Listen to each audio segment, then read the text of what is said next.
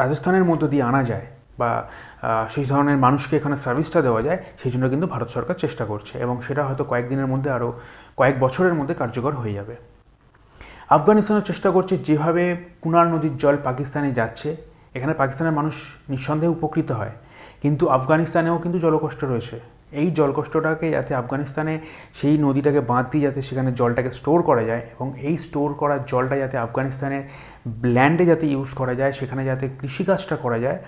Afghanistan maximum আফিমটাই চাষ করে, এছাড়া কিছু ড্রাই ফ্রুটস চাষ করে, সেটা যাতে আরও বাড়ানো যায়, সেটা যেন ফার্স্ট লেভেলে করা যায়, সেটা কিন্তু আফগানিস্তান চেষ্টা করছে।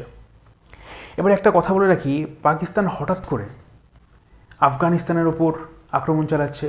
ভারতের সার ক্রিক, যেটা বানগঙ্গা বললাম লাস্ট ভিডিওতে, এই সমস্ত জায়গার ওপর কেন আক্রমণ চালাচ্ছে, তার শক্তিটা কোথায়? তার তো বেসিক কোনো শক্তি নেই। তার বেসিক শক্তি হচ্ছে একটাই, যে শেহবাজ শরীফ ক্রমাগত ডোনাল্ড ট্রাম্পের প্রশংসা করে যাচ্ছে এবং শেহবাজ শরীফের ধারণা হচ্ছে ডোনাল্ড ট্রাম্প তাকে যেভাবে হোক রক্ষা করবে।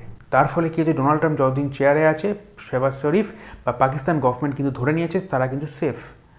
তাই জন্য তারা আফগানিস্তান এবং ভারতের সঙ্গে উভয়ের দেশের সঙ্গে কিন্তু কোনোরকমভাবে চেষ্টা করছে যাতে একটা ক্যাওস সৃষ্টি করা যায় বা কোনোরকমভাবে যুদ্ধে যাওয়া যায়, যাতে আমেরিকা যাতে পাকিস্তানকে হেল্প করে।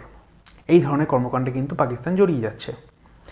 কয়েকদিন আগে আমরা আসিয়ান একটা সামিট হয়েছিল, সেখানে ডোনাল্ড ট্রাম্প উপস্থিত ছিলেন, সেখানে কিন্তু নরেন্দ্র মোদী কিন্তু সেখানে উপস্থিত হননি। তার কারণটা হচ্ছে, সেখানে হতে পারে ডোনাল্ড ট্রাম্প ছিলেন বলে নরেন্দ্র মোদী যাবেন না, কিন্তু নরেন্দ্র মোদী বলেছিলেন যে তার উড়িষ্যায় যেতে হবে, তার উড়িষ্যায় কিছু কাজ আছে, এই ধরনের একটা কথা বলে তিনি কিন্তু সেখান থেকে এই জায়গাটা কিন্তু যাননি, মানে আসিয়ান কান্ট্রির যে মিটিংটা ছিল সেখানে যাননি। সেখানে পৌঁছে গেছে কিন্তু শেহবাজ শরীফ। সেখানে গিয়ে ট্রাম্পের ভূয়সী প্রশংসা করেছে শেহবাজ শরীফ। এর কারণটা কি? তার কারণ শেহবাজ শরীফ বুঝে গেছে ট্রাম্পের যদি প্রশংসা করা যায়, একমাত্র প্রশংসা করলেই কিন্তু ট্রাম্প খুশি হয়ে সব কিছু দিয়ে দেয়।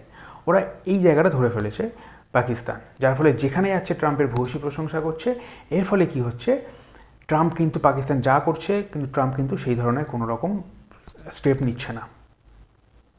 এবং এই কুনা নদীর ড্যাম যখন যদি পড়ে, পাকিস্তানের কপালে কিন্তু বেশ দুঃখ আছে। ভারত থেকে জলবন্ধ যদি হয়ে যায়, আফগানিস্তান থেকে যদি জলবন্ধ হয়ে যায়, পাকিস্তানে কিন্তু বেশ মানে বছরের বেশ কিছু সময়, মানে ম্যাক্সিমাম টাইমটা কিন্তু জলকষ্ট ভোগ করতে হবে। পাকিস্তানের ড্যাম নিয়ে যদি কখনো কোনো আপডেট আসে, সর্বপ্রথম সেটা নিয়ে হাজির হব আমি অনস্য আপনাদের সামনে। এখন এই পর্যন্তই, দেখা হচ্ছে পরের ভিডিওতে।